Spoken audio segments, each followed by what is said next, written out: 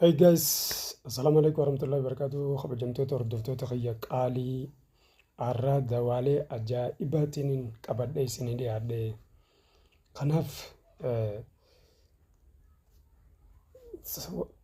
maqaa akkuma suuraa asirra agartan kana saakayyoo jaaniini reeyhaanis ni jaaniini afaan arabaatti. Reeyhaan yookaan saakayyoon dhukkuboota isiin dawaa taateef irraa haasa'u yaana. Kanaaf reeyhaan saakayyoo kana mana keessan keessatti qabsiistanii guddisuudhaan biqiltuu asirratti agartan kana reeyhaan tajaamtu takkaa'u saakayyoo tajaamtu afaan oromootti saakayyoo tajaamtu tana biqiltuu suuraa asirra agartan kana mana keessan keessa kunuunsaa maatii keessan hunda waan dhibee ta'erraa bilisoomsa. Namni mooraa isaatii biqiltuu kana qabu albuuda mana keessaa qaba. Dhibee kamiifuu irraa walaba ta'a jechuudha.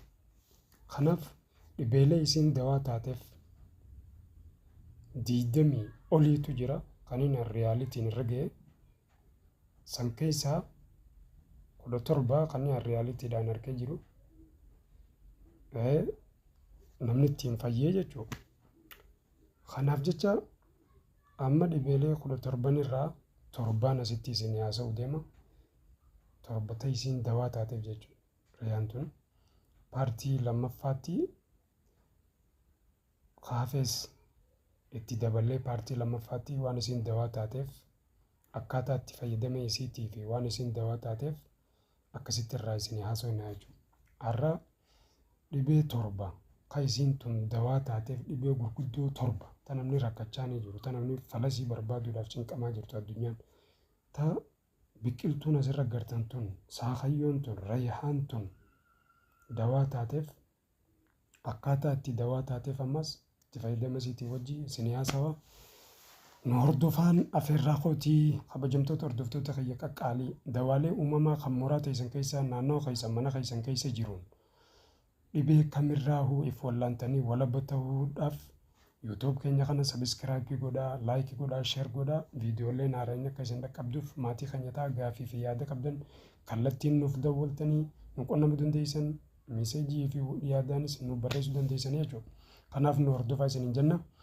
Odoo karaa dawaa saakayyoon tun dhukkuba isiin dawaa taateef dubbachuutti naasofne, faayidaa saakayyoon fayyaa qabdu dubbachuutti naasofne, dhukkuboota 7 isiin tun dawaa taateef odoo akkaataa itti dawaa taateef haasa'uutti hin seenne duratti beeysa keenya gurra isin buufneeti achi booda karaa akkaataa itti isiin dhukkuboota isiin tun dawaa taateetii fi saakayyoon tun dawaa taateetii fi akkaataa itti dawaa taateef isin haasofnaa jechuudha. Kanaaf hordoftoota keenya kabajamtoota qaqqaalii ana Dr. Meeysar Abbaas ani hedduun isin jaaladha. Yaadaa fi mooraalii fi haamilee isin naa gootaniin alhamdulillaahi ilaa sadarkaa tana ga'e.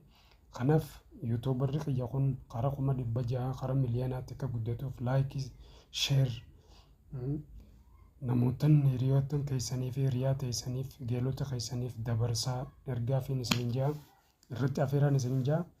Kanaaf dawaan manuma keessan jira, dawaan dhukkuba hundaaf dawaa na hordofaan afeerraa kootii amma immoo karaa beeysa kiyyaa isin dabarseetiin achi booda itti dabarraa. Meeysar Sabalamantarii Kilinikaalingaa kilinika guddaa Itoophiyaa keessaa Harar bika jaamutti argamna. Tajaajila yeroo dheeraaf kannaa kan ture dhukkuboota garagaraatiif tajaajila yeroo dheeraaf kannaa kan ture keessattuu dhukkuba baasuur kintaarot kan jaamu baasuur takkaa'u kintaarot baqaysaa fi laalaan maletti wallaannee walaba taasifna. Madaan qabu, laalaan qabu, dhiigan irraa yaa'us hin qabu, waan isa miidhus haala hin qabneen bifa zamanaayii bareedaa ta'een sablamantarii wallaansa uumamaa bifa zamanaayii ammayyaa ta'een ittuma dibuudhaan daqiiqa 30 booda sooftuma irratti firii isaa irraa baatee akkasi firii isaa harkee deemaa jechuudha. Haala kintaarotii wajji walitti hin deebinan san booda jechuudha. Kanaafuu obboleeyyiin kiyya obboleettii tiyya namootan sagalee tiyya tana dhageessan kan kintaarotiin dararamaa jirtan hundinuu kunoo bilbilli keenya kana heloo jettanii nu dawwaltanii haala isaa waan nyaachuu qabdu waan dhiisuu qabduu fi akkaataa wal'aansa isaa innaa dhuftanii zaataanis agalgiloota keenya akka fudhatan isin afeerraa kottaa fayyadamaan asumaan isin afeerra. Kanaaf karaa torban biqiltuun tun dawaa taatetti dabarraa jechuudha. Wanni torban biqiltuun tun dawaa taateef tokkoffaa dhibee asmii. Dhibee asmii akka ajaa'ibatti dawaaf. Maaliif qoonqoo keessatti juuzii fayyadamtu keessan naqatta baalessi kana cafaytee yoo bishaan fayyadamte waliin danfattee dhuyda yoo fooniin affeellatte waliin godhatta yoommoo akaakiltii irratti godhatte waliin salaxaa godhatta jechuudha. Dhibee asmii takka sigalee dhibee onneedhaa dhibee sombaa dhibee rakkina sirnaa hargansuu akkasuma laydaa dhukkuba maalaariyaa jedhamu wanna kan jedhamu busee ivoolaa kan jedhamu ammas dhukkuma busee wajji wal qabatu hundaa'u sigalee akkasuma ammas kunuunsa afaanii ittiin rigachuu akkasuma ammas ajaa afaanii sigalee dhibeelee torban tana isiin dawaaf. Haalli itti dhibeelee torban kana itti fayyadamtu adeemsa sadiin. Adeemsi tokkoffaa nyaata godhachuudhaan